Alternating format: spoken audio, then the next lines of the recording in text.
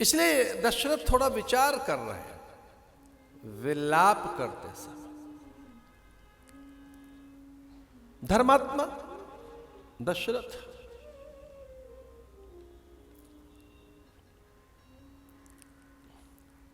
उन्हें अभी विश्वास नहीं होता कि कैकेयी ऐसा क्यों मांग सकते हैं।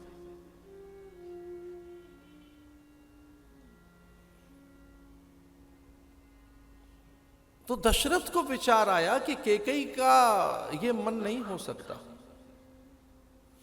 इसके मूल में कहीं कोई नियंता, नियति, परमात्मा, प्रकृति, उसकी विधि और व्यवस्था, ये कोई देव सत्ता का संकल्प है। अन्यथा तो मेरी भार्या मुझे ऐसे दुख दे नहीं सकती। मेरी पत्नी मुझे कष्ट नहीं दे सकती। वो धर्मशीला है, धर्मज्ञा है, मनोज्ञा है, और न केवल मनोज्ञा, बुद्ध मनोज्ञा। वो बुद्धिमान है और मेरा मन जानती है। कैकेयी मुझे स्वप्न में भी दुख तो नहीं दे सकते। कहीं कदाचित कैकेयी की जिह्वा को सरस्वती ने आधीन तो नहीं कर लिया। मेरी पत्नी के अंतःकरण और उसकी चित्त चेतना, गति, मति, गुण, धर्म, प्रकृति और उसकी समूची सत्ता किसी के वशीभूत तो नहीं हो गई। मेरी पत्नी के अंतःकरण पर किसी परकीय का प्रभाव तो नहीं है।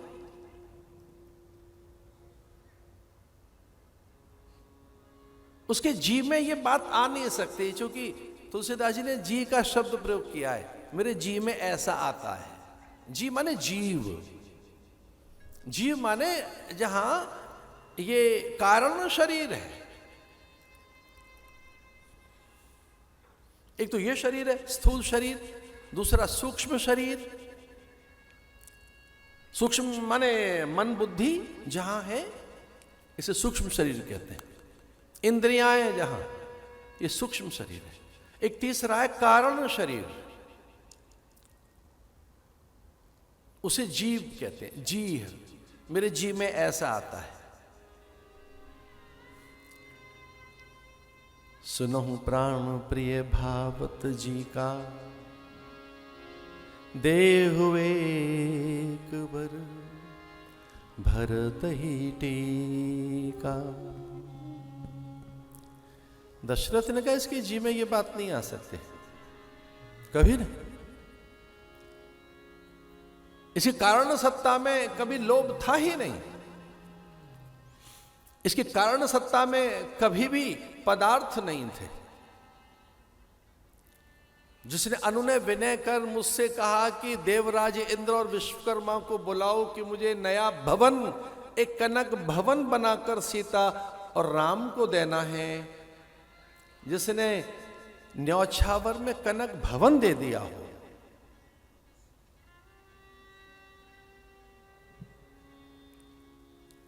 राम मातु, वशिष्ठ तो प्राय या वाल्मीकि रामायण में ऐसा ही आता है, राम मातु कैकेयी। जब राम की मां की चर्चा होती थी कैकेयी, लेकिन वो बहुत व्यथित हैं। किसके जी में ये बात आई है, तो दूसरी बात क्या है? सुनहु प्राण प्रिय भावत जी का, देहु एक बर भरत ही टीका। ये भरत के लिए मुझे राज्य चाहिए।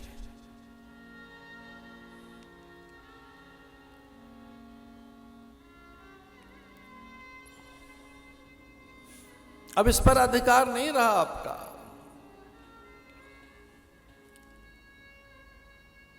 और आप कल्पना कर सकते हैं कि राजा कुछ देर में ही स्वस्थ हो गए, विचार कर कि राम राज्य का भूखा नहीं है।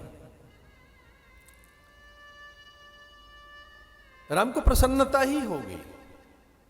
यद्यपि सहर्ष उन्होंने इस वर्ग की पूर्ति के लिए हां नहीं कही है, लेकिन यह कहकर कि भरत और राम दोनों एक ही तो हैं, लेकिन अब वो व्याकुल हैं कि दूसरा वर क्या है इसका। और दशरथ ने कहा कि आपको मांगना कुछ और है, ये तो आपने ऐसे ही मांग लिया। रानी, मैं तेरे अंतःकरण से अपरिचित नहीं हूं, तेरी प्रकृति, स्वभाव, संस्कार, विचार से मैं अनभिज्ञ हूं कहां। जो मनोगत आशय, भाव, विचार, संकल्प, संस्कार, प्रकृतियां, आदतें, अध्यास, अभ्यास, उस सब से ही तुम्हें परिचित हूं। इसका अर्थ यह हुआ कि तुझे कुछ और चाहिए।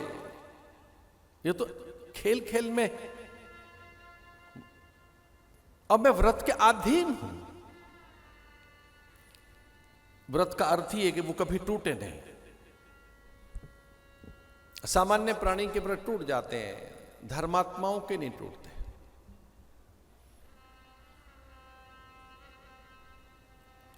रघुवंशन कर सहज स्वभाव, मन को पंथ पग धरई न काऊ।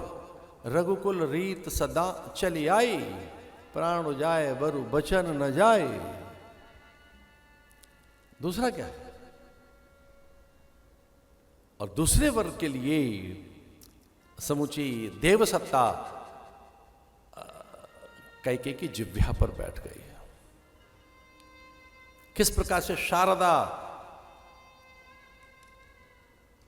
किस प्रकार से ब्रह्माणी ब्रह्मा से नियंत्रित है, महादेव उनकी रक्षा में है, सनकादिक, नारद और बृहस्पति या सप्तऋषि सब उनका सहयोग कर रहे हैं।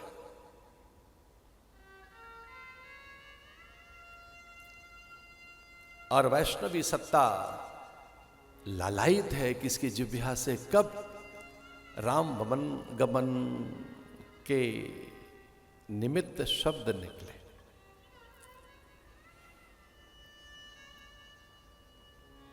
मांगू दूसर वर कर जोरी, प्रणाम कर रही है। ये दूसरा वर तो मैं प्रणाम करते हुए मांग रही हूं, क्योंकि यही मेरा मनोरथ ही है। मेरा मनोरथ यह है जो अब मैं आपसे मांगती हूं। पुरबहुनाथ मनोरथ मोरी।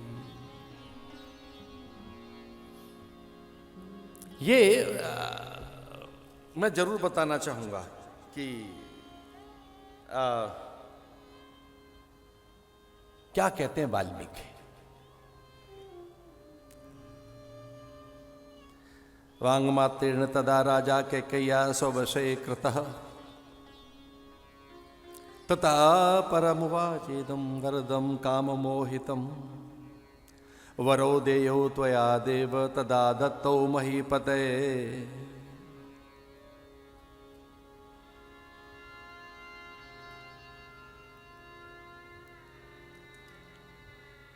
हे राजन सावधान,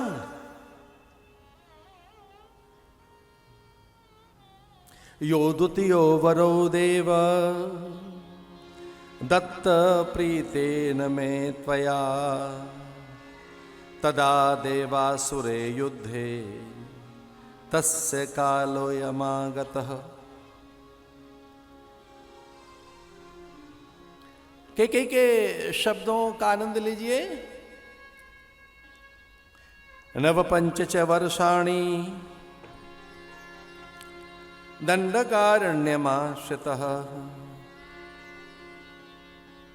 नवपंच, 9 और 5 कितने होते हैं? 14। नवपंच च वर्षाणि दंडकारण्यमाश्रितः। चिराजनधरौ धीरौ रामो भवतु तापसः। रामो भवतु तापसः। रामो भवतु तापसः। आदेश कीजिए राम को, वस्त्र उतार दे, ये सब मुकुट माथे का